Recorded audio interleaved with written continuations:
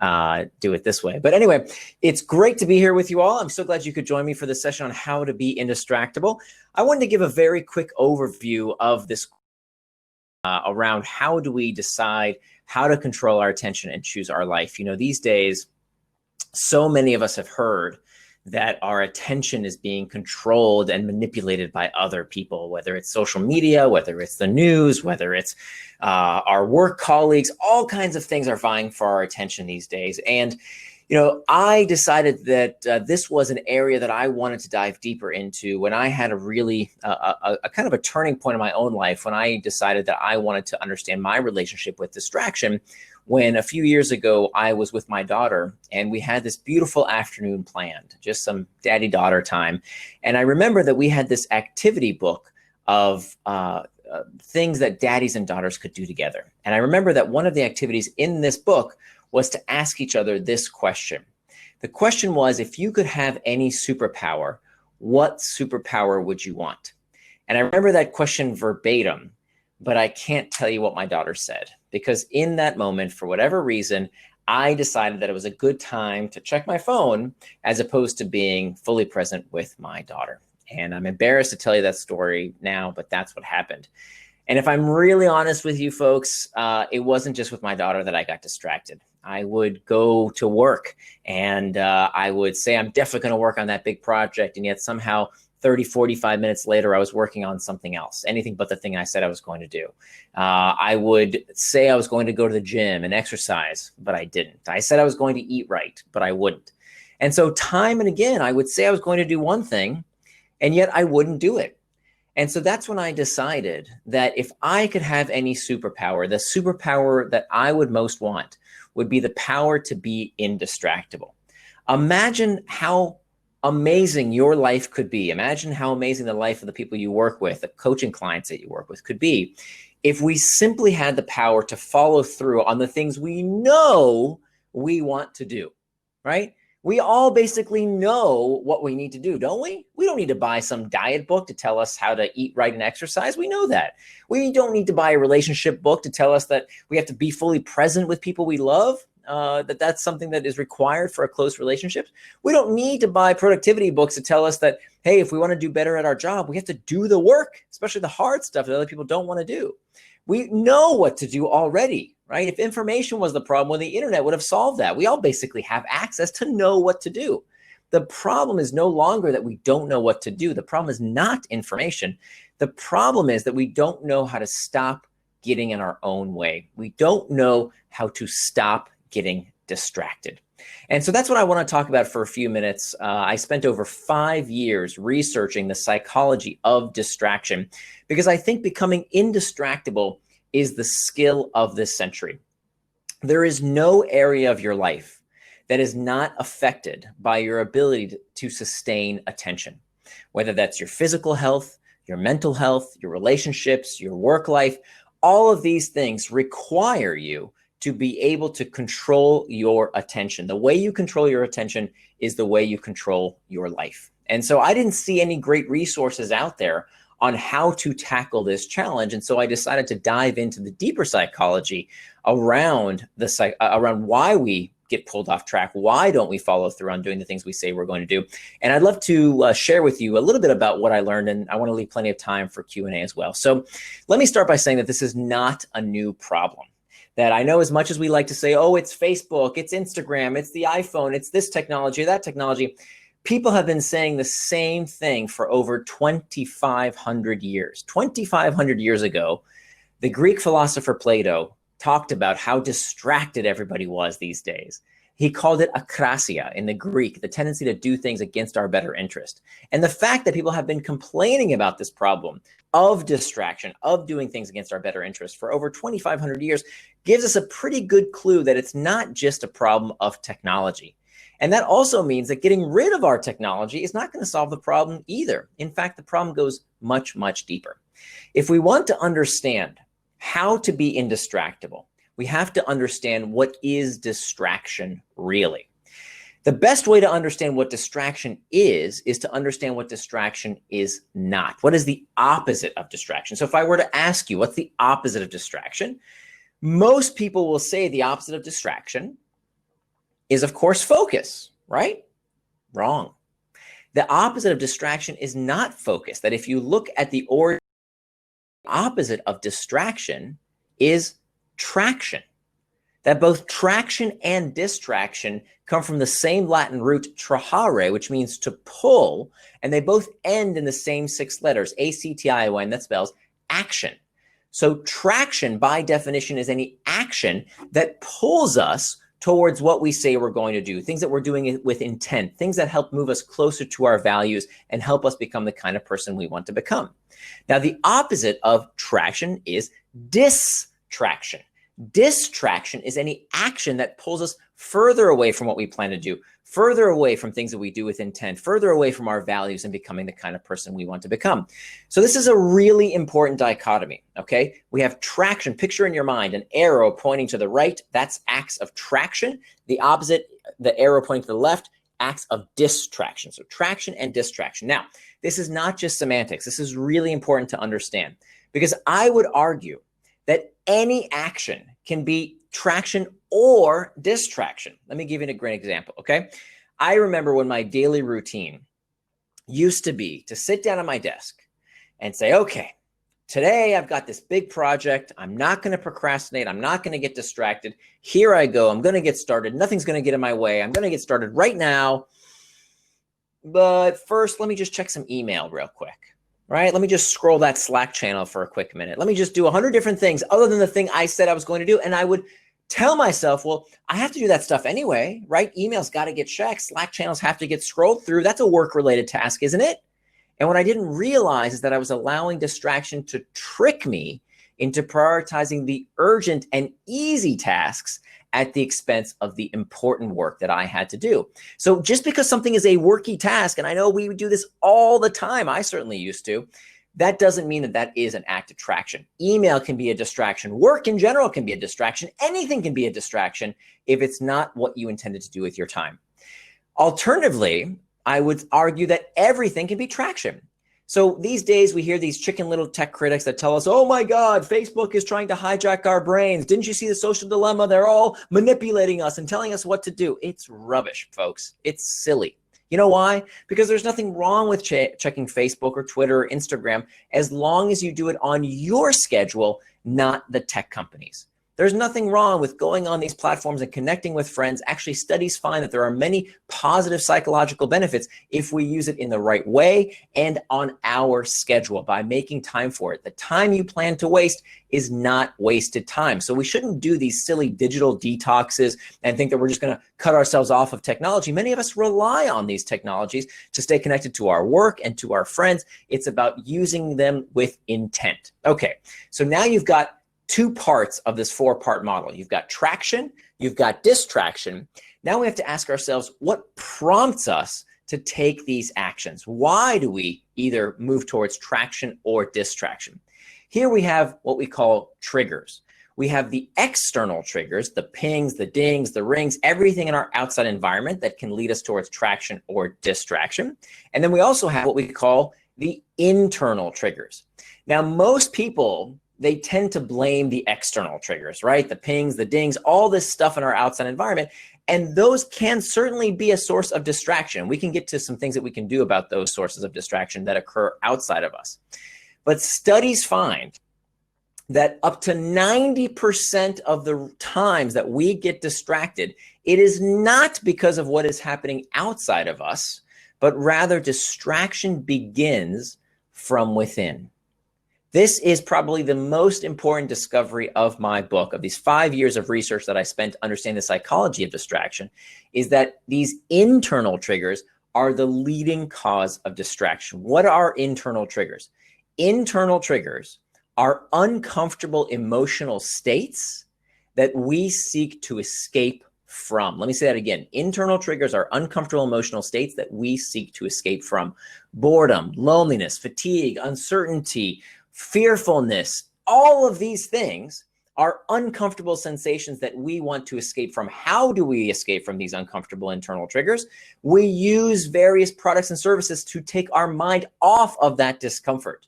So when you're feeling lonely, check Facebook.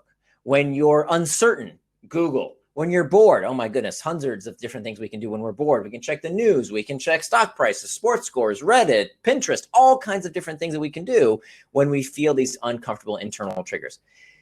That therefore means if our behavior is always prompted by a desire to escape emotional discomfort, listen very carefully, this is the most important thing I can teach you. That therefore means that time management requires pain management. Let me say that again, write this down. Time management requires pain management. It doesn't matter what gurus you've listened to. It doesn't matter what books you've read. It doesn't matter what productivity hacks you've learned. None of that stuff is going to work. None of it, including the stuff that's in later parts of my book, will work unless, first and foremost, you learn the tactics to manage internal triggers, to manage this discomfort, to manage the pain that we tend to get distracted from. That is the ultimate source of distraction. Procrastination and distraction is not a character flaw. There's nothing wrong with your brain. It's simply that we haven't learned how to deal with these uncomfortable emotional states in a healthy way that leads us towards traction rather than distraction. So that is the very first step. So now we have the 4 parts of the Indistractable model. Imagine an arrow pointing to the right, that's traction. To the left is distraction. We've got external triggers from the bottom pushing us towards traction or distraction. And then we've got the internal triggers. So the triggers are pointing from the top to bottom. Then we've got the 2 arrows pointing out, right? So now we've got internal triggers. That's the very first step, is to master those internal triggers. And I talk about throughout the book all kinds of things that you can do, techniques that are backed by years of research. You know, I hate these self-help books that are, hey, I tried this technique, so you should too. No, everything in the book is backed by peer-reviewed studies. It was very, very important to me that these are sound techniques, not only that work for my own life, for my client's life, but most importantly, that they are backed from peer-reviewed studies. So I draw from acceptance and commitment therapy. I draw from all kinds of different techniques that have been around for decades now that have been validated in peer-reviewed studies. That is the most important step, mastering the internal triggers. That's step 1. Step number 2 is to make time for traction. Remember, traction is any action that pulls you towards what you plan to do, things that you do with intent. Now, here's another phrase to write down. You cannot call something a distraction unless you know what it distracted you from. Let me say that again. You cannot call something a distraction unless you know what it distracted you from. How many times have you worked with a client, or maybe you find yourself in the same category, I certainly used to, where I would be all frazzled all day and say, oh my gosh, I have so much to do, and my kids want this, and my boss wants this, and my wife wants that, and all these things are happening, and I didn't get anything done. I didn't do what I said I was going to do. What happened? I was distracted all day. And when you ask most people, well, how did you intend to spend your time? Show me your schedule. Their schedule is blank. The vast majority of people don't keep a schedule. And I'm talking about a time box schedule. Most of us, we've learned that the way to be productive is to keep a to-do list. I'm here to tell you that running your life on a to-do list is one of the worst things you can do for your personal productivity. And I talk about this extensively in the book, that this is called the tyranny of the to-do list, that the tyranny of the to-do list is so harmful for our psychological well-being, because almost everybody who keeps a to-do list, or I should say runs their life on a to-do list. I have no problem putting things in your head on a list. What I have a problem with is waking up in the morning and looking at your to-do list rather than looking at your schedule. If that's your daily practice, you've already lost. Why? Because to-do lists, there's no constraint. You can add more and more and more things to a to-do list. And what does that do? Day after day, when you get home and you say, oh my goodness, I still didn't do all that stuff I said I was going to do on my list, you are reinforcing a self-image of someone who lies to themselves, someone who can't be counted upon, that it's okay for you to say one thing and do something else. And if you believe this, this is why people after years of this harmful practice say, oh, I'm bad at time management. I have a short attention span, or whatever the case might be. They make up all these detrimental, harmful stories about who they are, and now the war is lost, right? They don't even try to fix this kind of stuff because they already have cemented a self-image of someone who can't do it. And all of this, in large part, is about this negative self-image that they reinforce by running their life on a to-do list. A much healthier technique is not to measure yourself based on output, but rather based on input. That people who track the times that they put into a task through this time boxing technique that I describe in the book, do and accomplish much more than the people who run their life with to-do lists. So that's step number 2 out of 4 is making.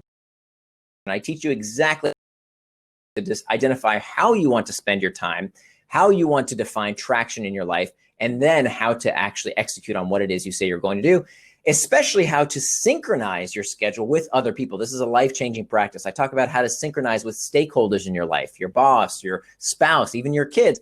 It's a life-changing practice to have these regular schedule syncs that I described. The third step of the Indistractable model is to hack back the external triggers. So the external triggers, remember, these are the pings and dings and rings, all the things in your outside environment that can lead you towards distraction. So we're going to work through each and every one of these things, hacking back your email, hacking back meetings. Oh my God, how much time do we spend on stupid meetings that don't need to be called, that are just a big old waste of time? How much time do we spend getting distracted by all the various things now that so many of us are working from home? I show you how to hack back external triggers that come from your kids, right? There are ways to actually make sure that we don't get distracted. We love them to death, but they can be incredibly distracting. So what do we do about that? So I show you systematically how to hack back all of these external triggers, from social media to the news feed to emails, all of these things. We can hack back these external triggers so that they don't manipulate us into distraction. And then finally, the last step of the Indistractable model is to prevent distraction with pacts. Pacts are the fourth and final step. This is where we make a pre-commitment with ourselves, with other people, ironically, even with technology that helps us prevent getting distracted by technology, as a last line of defense, as the firewall to prevent us from getting distracted. So I want to make sure we have plenty of time for questions. So we have about 10 minutes or so. But the most important lesson I want to leave with here is that we are more powerful than these distractions. That I don't care what algorithms are out there or what crazy technology is built to design to get you distracted. We are much more powerful than they are, as long as we believe we are. If we believe we're powerless, it becomes so. That's exactly what the tech companies want. They want us to believe that we're addicted. They want us to believe there's nothing we can do. They want us to believe that the technology is hijacking our brains. You know why? Because that leads to learned helplessness, and none of it's true. We are much more powerful than they are. We can master the internal triggers. We can make time for traction. We can hack back the external triggers and prevent distraction with pacts. This is how we become indistractable. And with that, I would love to take your questions. We have a few minutes here, so let's go ahead and dive in. Thank you so much for the wonderful, kind words there from Fab, who's already read the book. I really appreciate that. And there's a link here from Maria back to the book on my website. And let's see, where do I take the questions? Fire away here. I'll be ready for any questions if anybody has them. Oh, okay, great. So question is, how do we introduce spontaneity into your agenda? This is a great question. So a lot of people resist making a time box calendar because they say, well, I want time to be spontaneous, right? How do I make sure that I'm not a robot doing exactly what I said I'm going to do all day? Doesn't that sound boring? In fact, it's liberating. Okay, here's what we can do. So let me be very clear. I'm not here to morally judge what you should do with your time. If you want to play video games all day, do it. There's nothing wrong with playing video games as long as you do it on your schedule and according to your values. So for example, scheduling time to be spontaneous is fine. If that's important to you, if that's part of your values, wonderful. Let me give you an example in my own life. So I have time with my daughter every Wednesday afternoon. Now, we have a big old block of time, about 4 hours every Wednesday afternoon. We call it planned spontaneity, right? I don't know what I'm going to do that 4-hour time slot. Maybe we'll go to a museum. Maybe we'll go to the library. Maybe, who knows? We're going to do something fun together in that time. But I have that time blocked out. Why do I do that? Because it helps me remember what I am not going to do with my time. I'm not going to schedule a meeting. I'm not going to be checking social media. I'm not going to be doing anything but being fully present with this person that I love very much. So you can actually plan that time. If that's important to you, plan it. If being spontaneous, the problem is if we don't plan it, it's not going to happen, right? It's just not going to happen unless we make sure we hold that time in our calendar, because you know what's going to happen. You'll putz around on Instagram. You'll read the news. You'll do everything but the thing you said you were going to do with your time. So whether it's taking care of your physical health, your mental well-being, time for prayer, meditation, watching a movie, whatever it is, if we schedule time with it, remember, The time we plan to waste is not wasted time. All right, let's take another question here. May I know what the best way to tackle distraction from thoughts? I've done lots of meditation. I could be very focused during meditation, but not in daily tasks. This is a very interesting insight, because what we find is that what happens with many ways that we train our attention and behaviors is that research shows that we become very good in those specific circumstances. There was a case a few years ago where a brain training app was sued because they claimed that, hey, if you can solve these games, you're going to be smarter, better, have faster reaction times in various areas of your life. And that claim could not be substantiated. Now, for many people, this is the case with meditation. Now, I'm not anti-meditation. If meditation works for you, please keep doing it. But I don't recommend meditation per se in the book. One, because so many people have recommended it already. Who doesn't know meditation is good for you? And of course, many studies do show it has many positive effects. But it's not the end all. Okay, many people like myself have tried meditation, and we get better at meditating, but it doesn't necessarily translate to every facet of our life. As Nirish here asks, it doesn't make you better at staying focused on a big assignment or finishing that blog post or, having to finish that proposal. It may not necessarily make you better at staying focused in other contexts.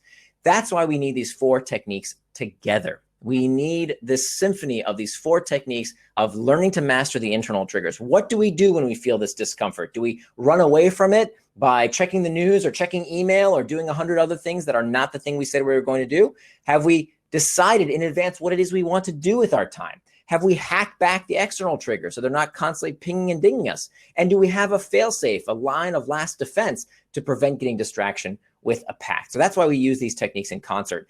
And in the book, I talk about many different techniques to address this problem of what do we do when we feel these uncomfortable sensations, right? How do we make sure we don't look for escape with one thing or another? How do we deal with that discomfort in a healthy manner? And so there's almost 12 different techniques, I believe, that you can use that we talk about, that you can have these arrows in your quiver to make sure that when you feel discomfort, when you feel boredom, what do? Do you look for escape when you feel fearful, when you feel anxious? Do you look for escape with a drink or with a television set or with Facebook?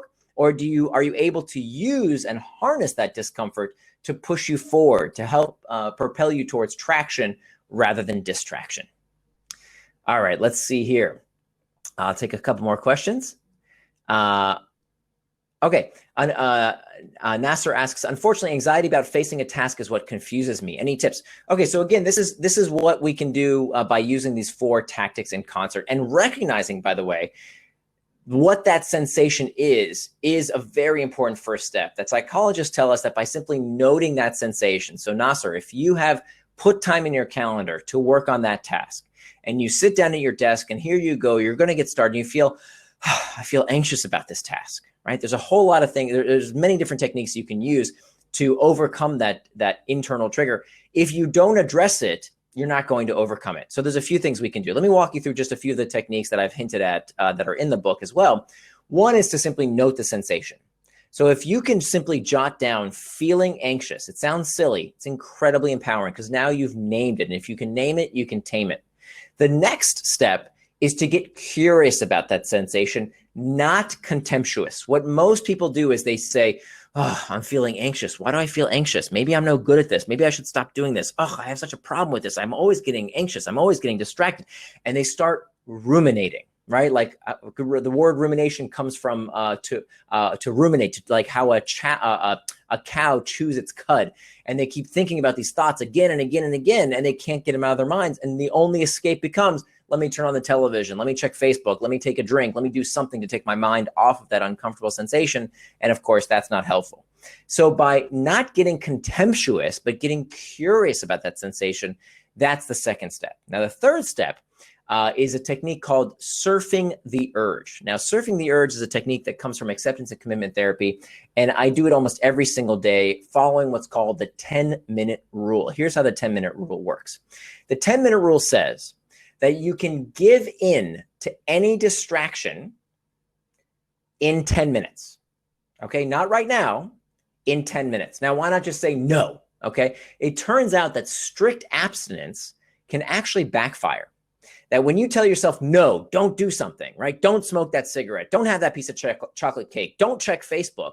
It's like pulling on a rubber band. And when you pull on a rubber band, you pull until you can't pull anymore. And then when you finally just go back to where it started, no, it ricochets across the room. And so what we find is that when we have strict abstinence, when we tell ourselves, no, don't do something, that actually can lead to this rumination cycle of us constantly thinking about it. And then when we give in, it feels so good to not have that discomfort of telling ourselves no, that our brain reinforces this pattern that the only way to get relief from the discomfort is to do the very thing we didn't want to do.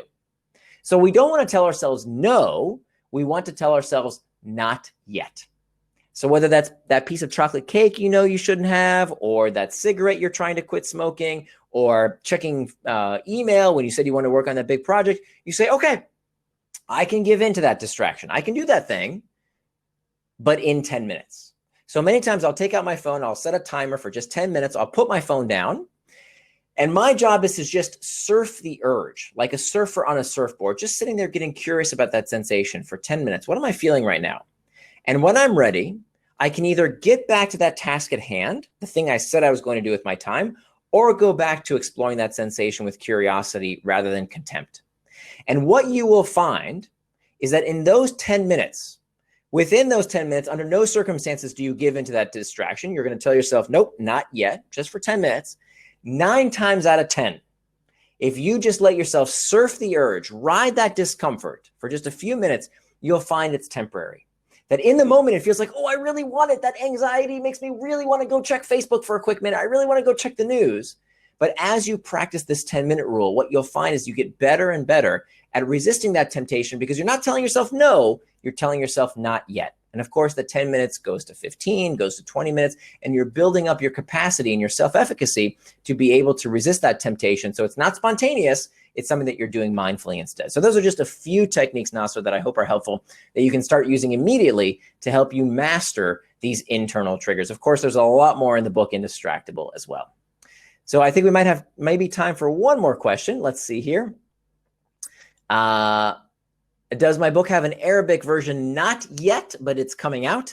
I think it's in about 8 or 9 languages to date. The Arabic version is coming, so stay tuned. Thank you for Carrie says she's going to get the book. I appreciate that. It's called Indistractable, How to Control Your Attention and Choose Your Life. It's available wherever books are sold. Let's see here. How do you transform a trigger that leads to distraction to be one that leads to distraction? Can you give an example? So, so there's, again, 2 types of triggers. We have external triggers and we have internal triggers. An external trigger is not necessarily a bad thing, right? If you have an external trigger, it's a ping, a ding, a ring on your phone that tells you, hey, it's time to do the thing you want to do. That's great. If it says, hey, it's time for the phone call, it's time for the webinar, it's time to go work out, that's leading towards traction. It can be very helpful. But if you're sitting with your daughter, as I was, and now I'm getting a notification on my phone and I'm with, my phone rather than being with someone I love very much, well, now that's leading me towards distraction. So you can absolutely use these external triggers to help lead you on track. The same goes with internal triggers. If you can see these internal triggers, this discomfort, as a healthy sensation. So for example, I used to get terrible stage fright. And every time I would get these internal triggers of fear and uncertainty, what's everybody going to think of me? And I'm going to screw up. It's going to be terrible. It used to lead me towards distraction. I wanted to do anything but practice my speech. Now I have a whole nother attitude. Now when I feel this fear, I'm thinking to myself, oh, this internal trigger is my body getting prepared to perform. My increased heart rate means there's more blood and therefore more oxygen going to my brain that's going to help me perform at my peak. And so it's really about changing that dialogue around how you deal with these internal triggers. This is called reimagining the trigger, and there's a whole chapter about it in the book Indistractable. Listen, I am so thankful that you made time to join me today. I hope you stay strong and stay indistractable in 2021. Please check out my website, nirandfar.com. It's spelled like my first name, N-I-R, so that's N-I-R and far.com. I wish you all the best this year. Stay indistractable. Bye-bye, everyone.